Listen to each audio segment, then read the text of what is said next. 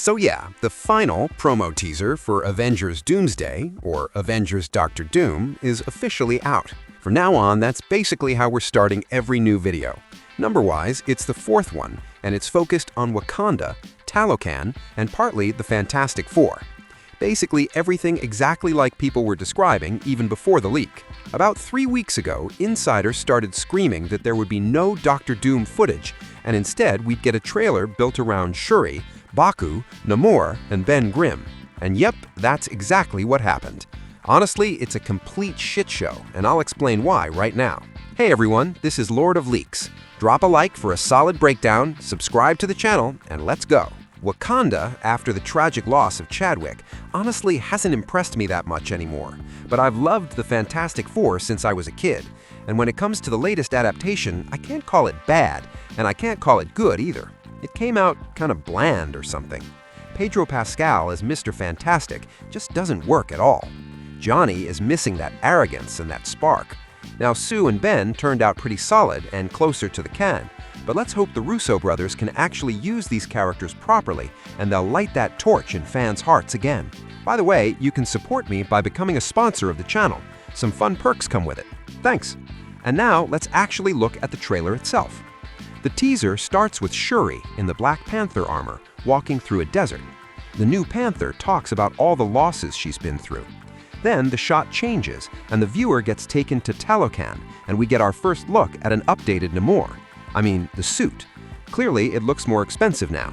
And if the rumors turn out to be true, and the film really got some insane $500–600 million budget, then obviously the costumes and the CGI are going to be pushed to a whole new level. And like I said 20 seconds ago, it looks like they're showing us Talocan without the water. And Shuri's voiceover says that the king has his own duties to prepare our people for the afterlife. Still, the heroine insists she has duties of her own as the Black Panther. And right then, M'Baku steps in beside her. And that's where the teaser drops its most unexpected and pretty savage moment. M'Baku comes face to face with Ben Grimm and then introduces himself to the creature as the king of Wakanda.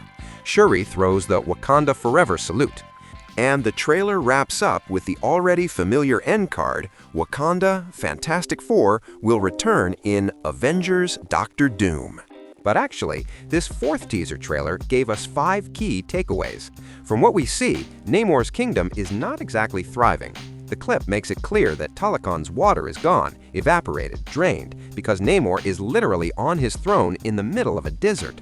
Most likely, that's fallout from an incursion, the kind of event that puts the whole multiverse on the chopping block. And alongside Namor, we're also getting Namora back, played by Mabel Cadena in the upcoming crossover. She first showed up in Black Panther 2 as well. Some characters keep the same looks from their earlier appearances, like the Thing and the Black Panther.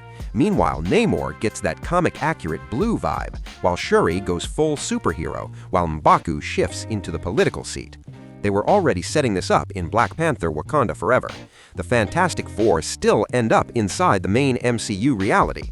Their ship was spotted in the Thunderbolts post-credits scene, but fan theories were guessing Doctor Doom might be on board.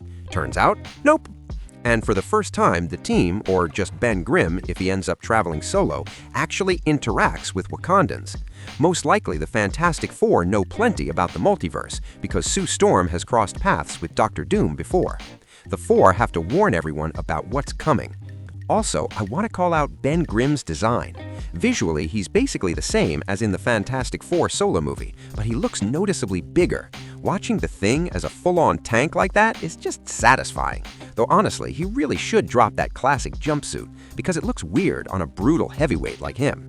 And I also want to talk with you about one rumor that's exploded way too hard online. Pretty much every second page reposted it.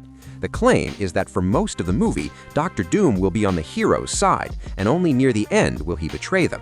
What's your take on that? Do you think it's real, or just another fake push? I'm leaning toward the second. I'll tell you why. First, what is this? Marvel's got an open door policy? It already feels like insiders leaked half the film, even though they haven't even started cutting it together for the record. Second, the people spreading it are mostly the ones with a seriously sketchy track record.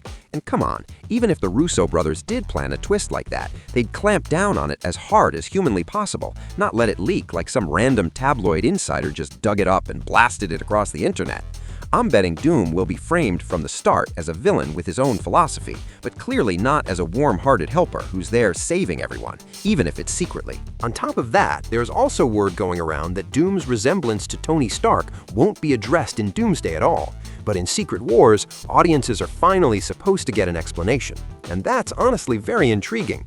They almost have to acknowledge the fact that Robert portrayed two key characters in the Marvel Universe, and it's also hard to completely rule out a return of Iron Man played by Downey Jr. Those two movies are going to be pure madness anyway. I'm convinced some alternate version of Tony Stark will absolutely make an appearance. Also, when it comes to trailers, the Korean registry has listed 2 additional videos, each running just over a minute. But insiders think these aren't brand new teasers and are more likely stitched together cuts from existing material. Still, absolutely everyone is saying that on February 8th, during the Super Bowl, we'll finally get a proper teaser trailer for Doomsday, so brace yourselves. There's less than a month left before the hype truly explodes.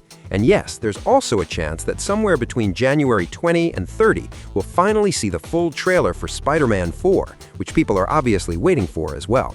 If you liked the video, I'd really appreciate a like and a subscription to the channel. It helps me out a lot. Since this clearly interests you, I'll keep covering and breaking down new teasers and insider leaks.